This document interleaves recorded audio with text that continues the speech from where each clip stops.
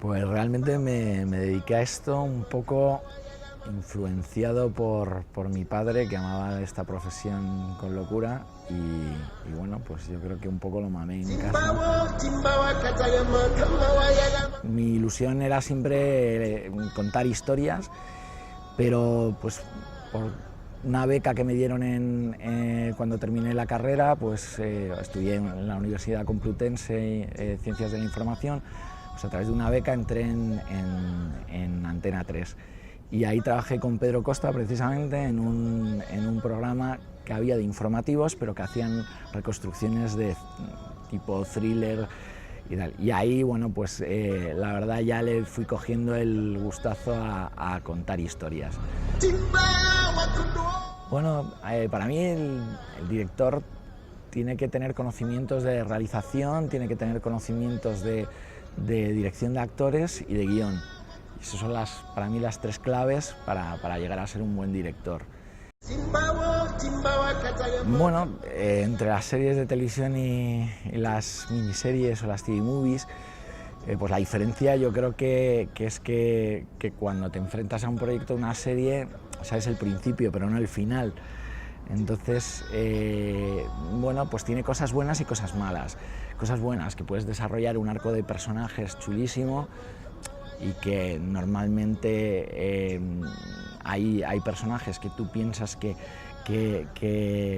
no van a dar juego y luego dan un juego impresionante porque el propio actor les va dando vida y la audiencia y el público va como pidiendo más de esos personajes, y eso hace que las series estén más vivas.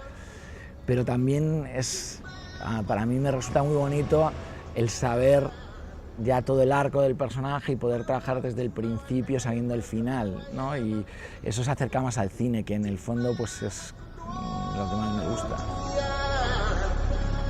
Hombre, yo siempre lo primero para mí al enfrentarte a un proyecto es elegir un proyecto que sea interesante la historia, ¿no? Que el guión sea interesante. Entonces, evidentemente, llámese Paquirri o llámese La Duquesa, si realmente tiene una buena historia por detrás y tal, pues a mí me interesará. Si es simplemente un cúmulo de anécdotas históricas sobre un personaje, pues no me interesará nada. O sea, creo que tiene que haber una gran historia por detrás.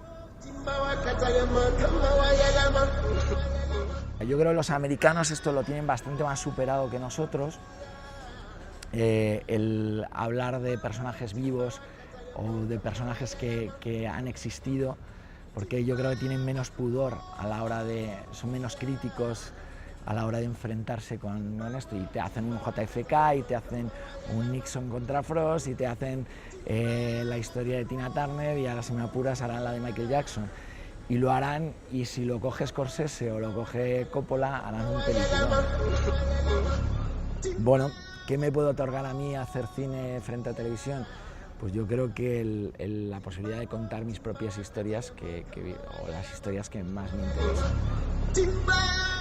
Pues me gustaría hacer un tipo de cine que yo creo que en España se hace poco, que pueda aunar el drama con la aventura sin necesidad de aburrir, porque a fin de cuentas una de las cosas que yo he aprendido trabajando en la televisión es que no se puede trabajar en un medio como este, que es tan caro, trabajando de espaldas a la taquilla y trabajando de espaldas al público. Es decir, hay que tenerlo en cuenta, por mucho artista que uno se sienta.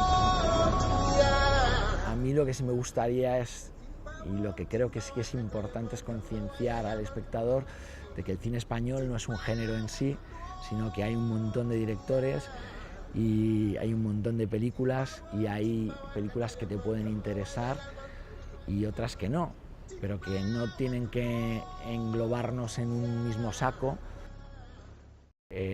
También me gustaría que las cadenas apostaran también por no solo hacer un clon de la última película que ha triunfado, sino que bueno, pues se dejaran guiar por un buen guión y apostarán por hacer cosas diferentes, ¿no?